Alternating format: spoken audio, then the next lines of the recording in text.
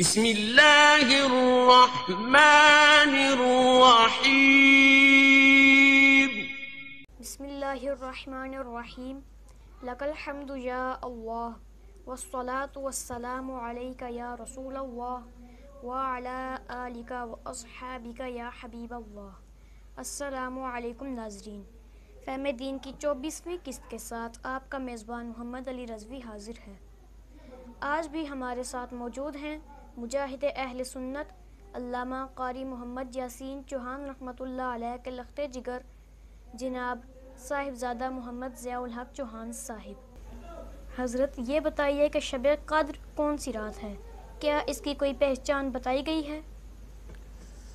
اعوذ باللہ من الشیطان الرجیم، بسم اللہ الرحمن الرحیم۔ ارشاد ربانی ہے انا انزلناہ فی لیلۃ القدر، بے شک ہم نے قرآن مجید کو نازل کیا ہے شب قدر میں۔ وما ادراک ما لیلۃ القدر، اور تمہیں کیا ادراک کہ لیلۃ القدر کیا ہے؟ لیلۃ القدر خیر من الف شہر، شب قدر 1000 مہینوں سے بہتر ہے۔ تنزل الملائکۃ، اس میں فرشتے نازل ہوتے ہیں، آسمانوں سے نیچے اترتے ہیں۔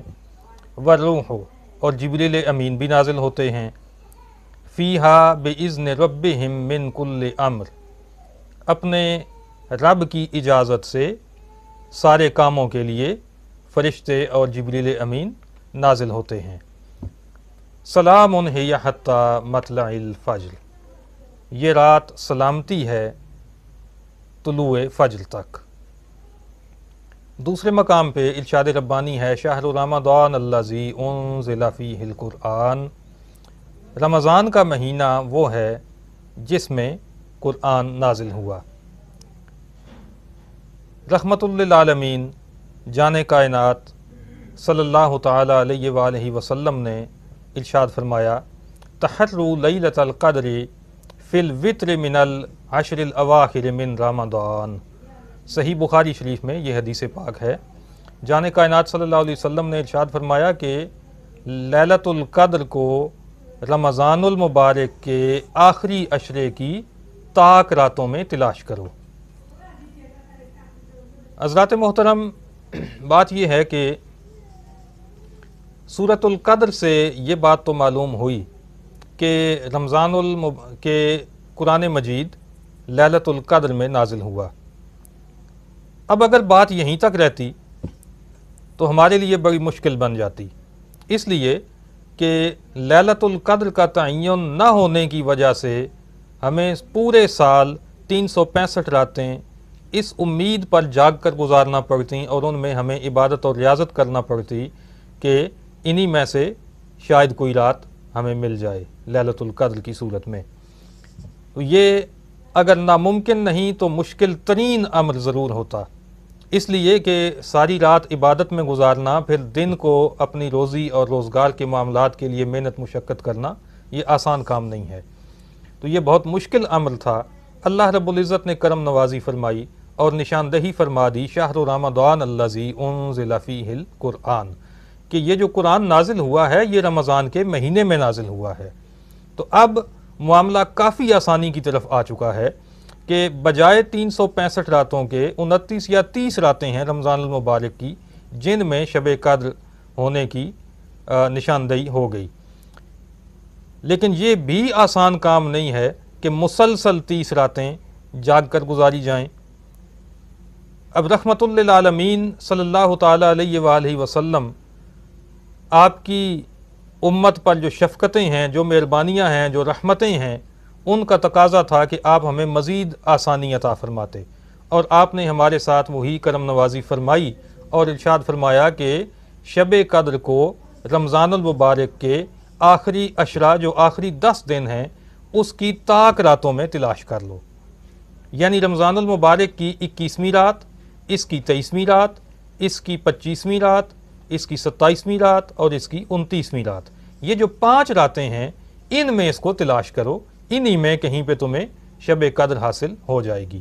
تو حضرات محترم، اب 365 سے ہم 30 پہ آئے تھے، 30 سے 5 پہ آ گئے، تو 5 راتیں تو عبادت اور ریاضت کے لیے ہمیں گزارنی ہی چاہیے۔ امکان یہ تھا کہ کوئی بندہ اپنی غفلت کی وجہ سے، اپنی سستی کی وجہ سے ان راتوں میں بھی وہ سو کر وقت ضائع نہ کر دے، اور یہ جو سعادتیں اور یہ جو برکتیں اس کو ملنا تھیں شب قدر کی، اس سے وہ محروم نہ رہ جائے۔ تو اس وجہ سے رمضان المبارک کے آخری عشرے میں اعتکاف کی ترغیب دی گئی۔ نبی کریم صلی اللہ علیہ وآلہ وسلم نے ہمیشہ رمضان المبارک کے آخری عشرے میں اعتکاف فرمایا۔ 1 سال آپ اعتکاف نہیں کر سکے تو اگلے سال پھر آپ نے 20 دن اعتکاف کیا تھا، تو یہ آپ کی مستقل سنت ہے ہر رمضان المبارک کی۔ تو رمضان المبارک میں یہ جو اعتکاف کی ترغیب دی گئی، اس کی وجہ یہی تھی کہ بندہ جب اپنے گھر بار کو چھوڑے گا، اپنے عزیز و اقربا کو چھوڑے گا، اپنی اولاد کو، اپنے والدین کو، سب کو چھوڑ کر وہ اللہ کے گھر میں مسجد میں جا کر بیٹھ جائے گا، تو ظاہر ہے کہ وہاں پہ وہ 10 دن اللہ کی عبادت میں گزارے گا، اس کے دن بھی عبادت میں گزریں گے، اس کی راتیں بھی عبادت میں گزریں گی، تو یوں اسے لیلۃ القدر مل جانے کی پوری امید حاصل ہو سکے گی۔ اور اب ان 5 راتوں میں سے جو رات بھی شب قدر ہوگی تو اسے وہ حاصل ہو جائے گی۔ تو یہ وجہ تھی کہ اعتکاف کی ترغیب دی گئی۔ اچھا، پھر جب ہم دیکھتے ہیں بزرگان دین کو، تو انہوں نے بھی امت محمدیہ پر بہت ساری شفقتیں اور کرم نوازیاں فرمائی ہیں۔ اب بعض علماء اور اولیاء کا یہ کہنا ہے کہ یہ جو رات ہے شب قدر، یہ کوئی مستقل رات نہیں ہے، یعنی ہر سال یہ ایک ہی رات نہیں ہوتی، بلکہ یہ بدل بدل کر دنوں میں آتی ہے۔ کسی سال یہ 21ویں ہوتی ہے، کسی سال 23ویں رات شب قدر ہوتی ہے، کسی سال 25ویں رات ہوتی ہے، تو اس طرح سے یہ بدل بدل کر آتی ہے۔ اب بزرگان دین نے اپنے اپنے تجربات بیان فرمائے ہیں۔ کسی نے اپنے تجربے کی روشنی میں یہ بات بڑے وثوق سے اور بڑے اعتماد کے ساتھ بتائی کہ 21ویں رات ہی شب قدر ہے۔ کسی نے اپنے تجربے کی روشنی میں 23ویں کو شب قدر قرار دیا، کسی نے 25ویں کو، کسی نے 27ویں رات کو، کسی نے 29ویں کی بات کی ہے۔ لیکن جب ہم اسلامی لٹریچر کا مطالعہ کرتے ہیں تو ہم یہ دیکھتے ہیں کہ امت محمدیہ کی اکثریت اس بات پر متفق ہے کہ یہ 27ویں رات ہے۔ جمہور کا اور اکثریت کا موقف یہ ہے کہ 27ویں رات ہی شب قدر ہوتی ہے۔ اور یہ جو موقف اکثریت نے اپنایا ہے، اس کے پیچھے کئی وجوہات ہیں۔ مثلا ایک وجہ تو یہ ہے کہ سورۃ القدر میں الفاظ جو استعمال ہوئے ہیں لیلۃ القدر، تو لیلۃ القدر میں 9 حروف ہیں، اور یہ لیلۃ القدر کے الفاظ اس سورہ مبارکہ میں 3 بار آئے ہیں۔ تو اس کا مطلب یہ ہوا کہ 9 کو 3 سے اگر آپ ضرب دے لیں تو حاصل ضرب 27 آتا ہے، تو اس کا مطلب یہ نکلے گا، یہاں سے اشارہ یہ ملتا ہے کہ یہ 27ویں رات ہے۔ اسی صورت سے مفسرین نے یہ نقطہ بھی اخذ کیا ہے کہ سورۃ القدر میں کل الفاظ ہیں 30، یہ 30 الفاظ پر مشتمل صورت ہے، اور رمضان المبارک کی راتیں بھی 30 ہیں۔ اور اس میں ایک لفظ استعمال ہوا ہے سورت میں ہیہ، سلام ہیہ حتی مطلع الفجر۔ ہیہ جو اس میں اشارہ ہے یہ لیلۃ القدر کی نشاندہی کرتا ہے، یہ لیلۃ القدر کی طرف اشارے کے لیے یہ لفظ یہاں پہ آیا ہے۔ اور گنتی کے اعتبار سے دیکھا جائے تو یہ اس سورت کا 27واں لفظ ہے، تو یہاں سے بھی یہی اشارہ ملتا ہے کہ یہ لیلۃ القدر جو ہے یہ رمضان المبارک کی 27ویں رات ہوتی ہے۔ تو حضرات محترم، اللہ پاک توفیق دے تو رمضان کی ساری راتوں میں عبادت کرنی چاہیے۔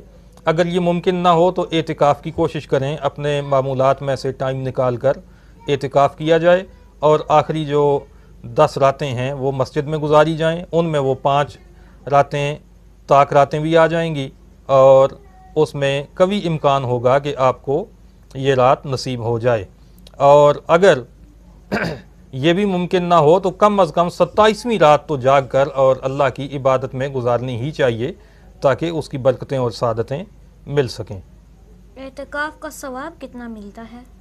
جہاں تک اعتکاف کے ثواب کی بات ہے جان کائنات صلی اللہ تعالیٰ علیہ وآلہ وسلم سے اس کے حوالے سے مختلف روایات ہمیں کتب حدیث میں ملتی ہیں۔ بیہقی شریف میں ارشاد نبوی موجود ہے۔ آقا صلی اللہ علیہ وسلم نے ارشاد فرمایا، من اعتکف رمضان کان کحجتین و عمرتین، جس نے رمضان المبارک میں اعتکاف کیا وہ ایسا ہے کہ جیسے اس نے 2 حج اور 2 عمرے کیے۔ اسی طرح سے جامع صغیر میں ارشاد نبوی، من اعتکف ایمانا و احتسابا غفر لہ ما تقدم من ذنبہ، جس نے ایمان کے ساتھ اور اخلاص کے ساتھ اعتکاف کیا اس کے پچھلے گناہ بخش دیے جاتے ہیں۔ اب یہاں پہ اس کے ثواب کے حوالے سے یہ 2 حدیثیں میں نے پیش کر دی ہیں۔ ایک اس وقت جو ہمیں چیلنج درپیش ہے وہ یہ ہے کہ کرونا کی وبا پورے ملک ہی نہیں بلکہ پورے عالم پہ چھائی ہوئی ہے۔ اس حوالے سے ہماری حکومت پنجاب نے یہ حکم جاری کر دیا ہے کہ اوقاف کی مساجد میں اعتکاف نہیں کیا جائے گا۔ تو حضرات محترم، یہ دین دشمنی والا حکم ہے، اس لیے کہ اعتکاف آقا صلی اللہ علیہ وسلم کی ایک ایسی سنت ہے جو آپ نے ہر سال باقاعدگی سے یہ کام کیا ہے۔ تو اس سنت موقدہ کو روک دینا یہ حکومت کا حق نہیں ہے، نہ اس کے پاس یہ اختیار ہونا چاہیے۔ اور دوسری بات یہ ہے کہ جو کرونا کے SOPs جاری حکومت کی طرف سے کیے گئے ہیں، اگرچہ حکومتی میٹنگز میں ان پہ کبھی عمل نہیں کیا گیا۔ یہ کہا جاتا ہے جی کہ آپس میں جہاں بھی لوگ اکٹھے ہوں تو وہ ایک دوسرے کے ساتھ فاصلہ رکھیں، 6 فٹ کا کم از کم فاصلہ ہونا چاہیے۔ مسجدوں میں زور دیا جاتا ہے حکومت کی طرف سے اس فاصلے کے لیے، لیکن خود حکومت کی میٹنگز میں ہمیں یہ چیز نظر نہیں آتی، بازاروں میں نظر نہیں آتی، وہاں پہ کوئی سختی بھی نہیں کی جاتی۔ سختی ساری ہے تو وہ دین پر اور دینداروں پر کی جا رہی ہے۔ تو ہم اس چیز کی مذمت بھی کرتے ہیں اور حکومت سے یہ مطالبہ بھی کرتے ہیں کہ اعتکاف پر پابندی اٹھائی جائے اور دین میں مداخلت کا کام بند کیا جائے۔ اور دوسری بات یہ ہے کہ اعتکاف جب لوگ مسجد میں کرتے ہیں تو وہ جس طرح بازاروں میں بندے کے ساتھ بندہ چمٹا ہوا ہوتا ہے وہ کام نہیں ہوتا، بلکہ مسجد میں ہر بندہ 6 فٹ کی اپنی علیحدہ ایک جگہ مختص کرتا ہے اور چادریں لگا کے وہ ایک الگ آئسولیشن کا نظام بن جاتا ہے۔ تو وہاں تو وہ کرنٹینہ والا نظام ہے، ہر بندہ 6 فٹ کے فاصلے پہ الگ الگ اپنے اس حجرے میں یا اس چادروں والے ایک کمرے میں موجود رہتا ہے۔ تو اس میں تو وہ قربت اور وہ نزدیکی ہوتی نہیں ہے کہ جو کرونا کے حوالے سے خطرناک ہو۔ تو اس لیے حکومت سے یہی ہمارا مطالبہ ہے کہ اس ناروا پابندی کو ختم کیا۔ حضرت آپ کا بہت بہت شکریہ کہ آپ نے اپنا قیمتی وقت ہمیں دیا۔ ناظرین، اگر ابھی تک آپ نے مجاہد اہل سنت ٹی وی چینل کو سبسکرائب نہیں کیا تو کر لیں اور بیل آئیکن کو بھی پریس کر لیں تاکہ آئندہ آنے والی تمام ویڈیوز آپ کو بر وقت ملتی رہیں۔ اگلی قسط تک اپنے میزبان محمد علی رضوی کو اجازت دیجیے۔ فی